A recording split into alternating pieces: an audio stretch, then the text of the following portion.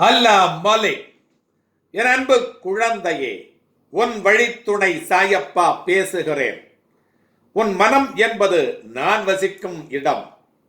மேலும் உன் மனம் என்னும் ஆத்மா நானே.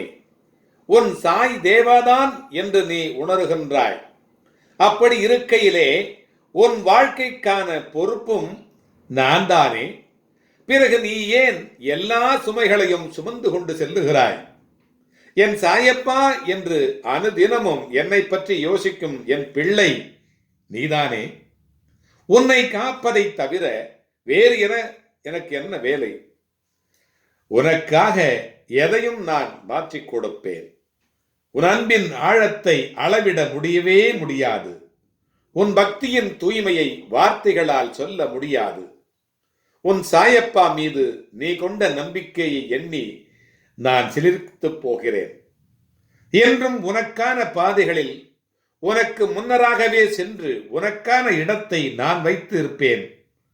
உன்னை நான் வரவேற்க காத்து கொண்டிருப்பேன். நீ என் பிள்ளை என்றால் என் கண்களுக்கு உன்னை சார்ந்த உன் அம்மா அப்பாவும் மற்ற எல்லோரும் என் பிள்ளைகள்தான். அவர்களுக்கு என் பாதுகாப்பும் துணையும் எப்பொழுதும் உண்டு. உன் வாழ்க்கையிலே நீ அடுத்த கட்டத்திற்கு அடி எடுத்து வைக்கப் போகிறாய்.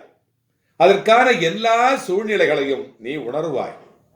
என் உயிர்தான் நீ. உன் வாழ்விலே உன் சாய் தேவா எப்பொழுதும் இருந்து கொண்டே இருப்பேன். என் ஆசீர்வாதமும் அன்பும் எப்பொழுதும் உனக்கு உண்டு. உன்னுடைய தாயையும் உன்னுடைய தகப்பனாரையும் நானே பார்த்து கொண்டிருக்கிறேன். ஏன் என்று சொன்னால் அவர்களும் கூட என்னுடைய பிள்ளைகள் தான். ஆகையினாலே அவர்கள் நோய்வாய்ப்பட்டிருக்கிறார்கள், அவர்கள் வேதனைப்படுகிறார்கள் என்று நீ எப்பொழுதும் கலங்காதே.